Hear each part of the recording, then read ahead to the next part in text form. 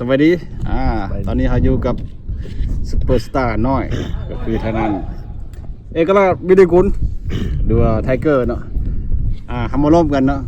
กับที่ว่าเพิ่นกลายเป็นนักเตะของ WG นะคะเนาะที่ว่ามาคัดเลือกกับทีมชาติU17ความรู้สึกเป็นยังไงน้องทรายความรู้สึกก็ดีใจเนาะที่มีซื้อได้มาขัดมีซื้อได้มาซ้อมผมฝึกซ้อมนำ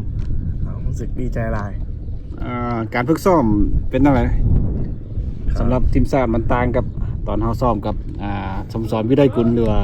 WG นะคะนั่นเองความรู้สึกก็แตกต่างกันหลายอะที่นี่ก็ซ้อมหนักกว่าแล้วในกีฬาเอาอายุยังน้อยเลยเนาะเอามาซ้อมกับรุ่นอ้ายที่ว่าเขาเจ้าอายุ17 ปีเป็นจังไดความแตกต่างระหว่างน้องกับเขาเจ้าความแตกต่างกันว่าเรื่องแหงเรื่องความคิดว่าเรื่องอย่างอะแตกต่างกันหลายอะสู้รุ่นอ้ายอย่างไรแต่พยายามสู้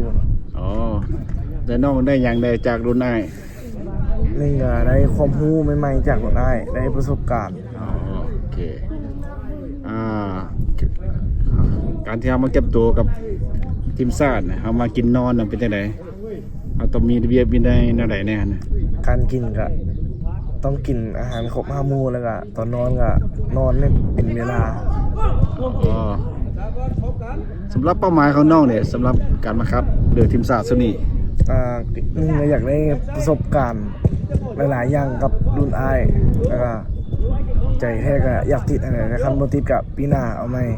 โอเคเนาะหลังอายุยังน้อยอยู่เนาะจักปีแล้วปัจจุบันนี้